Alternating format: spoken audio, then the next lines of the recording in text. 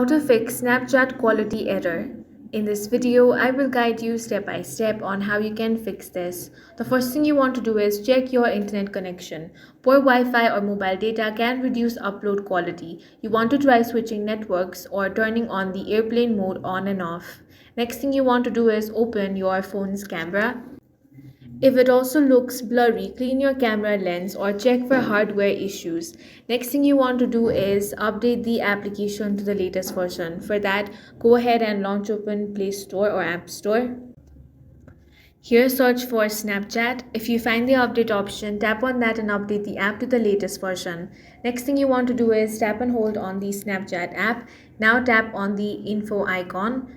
Here select storage. Now tap on clear cache. Once all of that is done, launch open Snapchat and this error will be fixed. That's all for this video. If you found it useful, make sure to hit the like button and subscribe for more videos like this.